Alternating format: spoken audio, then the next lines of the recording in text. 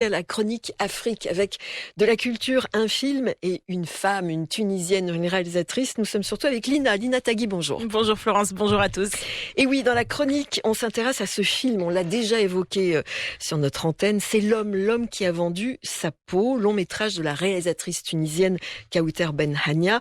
Elle vient de décrocher, incroyable, une nomination aux Oscars 2021 dans la catégorie meilleur film international. C'est une première pour le 7e art tunisien et l'homme qui a vendu sa peau enchaîne vraiment les records, Lina. 2 récompenses à la Mostra de Venise dans la section Horizonti, dont le prix d'interprétation masculine, prix du meilleur scénario au Festival international du film de Stockholm ou encore dernièrement le Lumière de la meilleure coproduction internationale, l'équivalent du Golden Globe à la française. Alors malgré cette ascension fulgurante sur la scène du cinéma international, la réalisatrice tunisienne Kawiter Ben Hania était surprise quand son film a été nominé aux Oscars.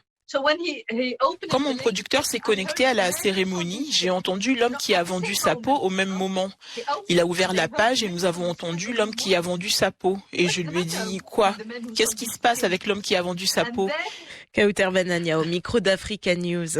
Il faudra qu'elle sorte une jolie robe pour aller peut-être donc aux Oscars. Kawiter Ben Hania, qui n'est pas une novice, ça fait un moment que la réalisatrice donne une impulsion même au cinéma tunisien. Oui, elle avait déjà été remarquée en 2017 pour son long métrage La Belle et la Meute, qui parle du combat d'une femme tunisienne violée qui porte plainte. Alors avec l'homme qui a vendu sa peau, on va retrouver, Lina, cet intérêt toujours là pour la thématique sociale et les minorités. Le long métrage raconte l'histoire de Sam Ali. What do you think you're a jinni? You want my soul? I want your back.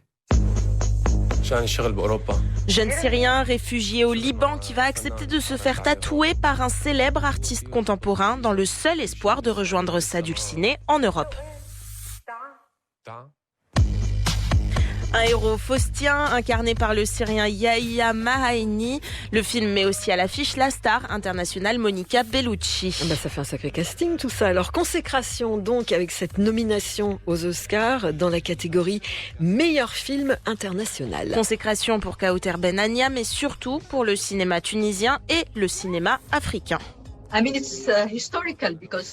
veux dire que c'est un moment historique parce que la Tunisie n'est jamais arrivée aux Oscars. Donc là, c'est la première fois.